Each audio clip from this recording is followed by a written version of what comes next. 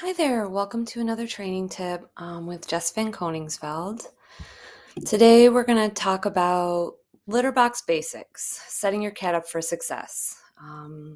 Whether you're bringing a new cat or kitten home, or perhaps you're having some kind of basic litter box problems with your cat, hopefully we can come up with a good way to set your cat up for success and potentially resolve some problems you might be having. My name is Jess Van Koningsveld. I'm the cat behavior specialist at the Humane Society of Huron Valley. So the first thing we're going to talk about is litter box size, specifically the size of the box and the entry type you've got for your cat. So you want your litter box to be big enough for your cat to stand up, turn around 360 degrees, and to stretch out in. So if you've got a bigger cat, this means a pretty large litter box. And some cats are going to need a high-sided box. Some cats are going to need a low entry type. Most cats actually prefer a box that's very easy to step into. So what we have here is actually a sweater box that goes under your bed.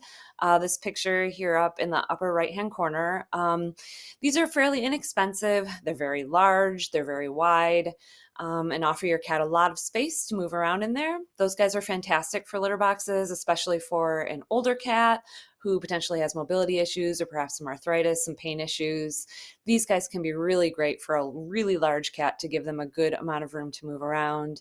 And in the lower left corner, this is a fantastic litter box for a cat, and especially a very large cat who may stand to urinate or kicks litter out of the box. These very high-sided, very low entry boxes are fantastic for those issues.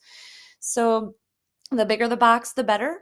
And the lower the entry, the better, pretty much for all cats, regardless of, if we've got an overweight cat, an elderly cat, an adolescent cat, these are all going to work pretty well for those guys. And we want to consider if we want a cover, a hood on the litter box. So they're mostly designed to make us feel more comfortable. So they trap in scents. They can sometimes make the cat feel trapped in there if you're in a multi-cat home. So removing that cover can be really helpful if you're having litter box problems with your cat, or if you've got a cat who does kind of run in and run out of the litter box. It's probably because they feel unsafe in there.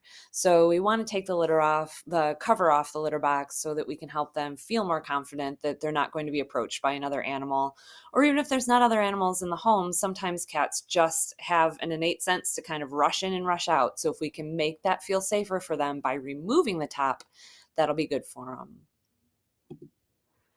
The next thing we're going to look at is the placement of our litter box. And in both of these pictures, we have some problematic events as far as litter box care.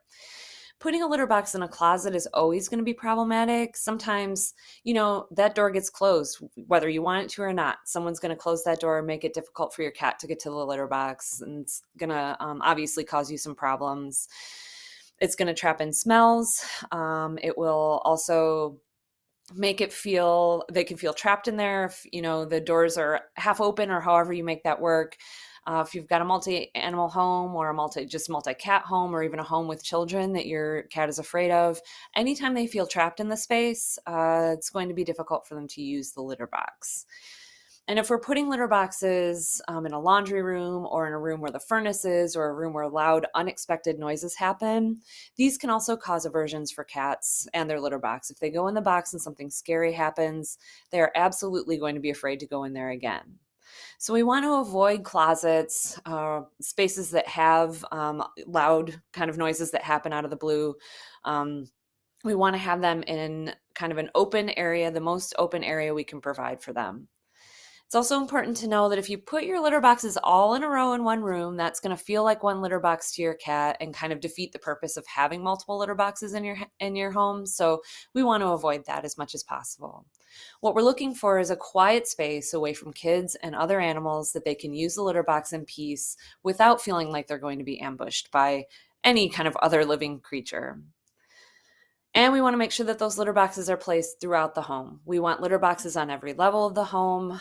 Even, it's going to feel like you are uncomfortable with where your litter boxes are, but the more we can spread them out and offer them to cats kind of in multiple spaces in the home, the more likely they are going to be to seek those boxes out. So let's talk about the number of litter boxes in your house. You're going to have one litter box per cat plus one. So if you've got one cat, we're looking at two litter boxes. And some cats may need three litter boxes depending on how big the house is and what's going on in the home. This is definitely going to feel like you've got a lot of litter boxes if you've got a multi-cat home. But the more litter boxes we can provide throughout the home, the better, especially if you've got a multi-species or just a multi-cat home. The more litter boxes that are available to them, the more likely they are to seek that litter box out and to find a litter box that feels safe to them without something interrupting them while they're in the box. So again, it's about access. It's all about access, making sure that they have what they need in order to use the restroom.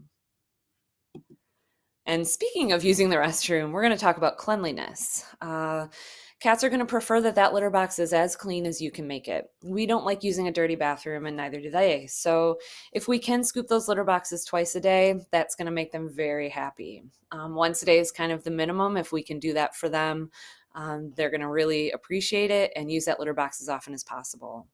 And when you're washing out the litter box, make sure that you're just using soap and water. Don't use any detergents or bleach or anything that can leave behind a trace scent that could cause them to have an avoidance of the litter box. And let's talk about litter type. Um, Most cats really do prefer just plain old scoopable litter. So, even an inexpensive scoopable litter is going to be better than pretty much anything else. Some cats can tolerate a scented litter and some really can't. So just sticking with your average unscented scoopable is really going to be the way to go. And when we're talking about using non-traditional litters, you want to do so carefully. We want to transition all cats to a non-traditional litter slowly, meaning you're going to put, if you've chosen pine litter or corn litter, whatever type you've chosen, they get 25% new litter with 75% kind of the more normal litter until they feel comfortable. And we're going to switch those percentages up until you've made it all the way up to 100% non-traditional. Sometimes those feel strange on their paws. They're not comfortable using it. So we need to transition them to those so that they do feel comfortable.